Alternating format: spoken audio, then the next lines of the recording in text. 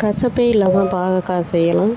பாகக்காயில் உப்பு போட்டு நல்லா விரவி வச்சுக்கோங்க. அப்புறம் எண்ணெய், கடுகு, வெங்காயம் போட்டு நல்லா வதக்கிக்கோங்க.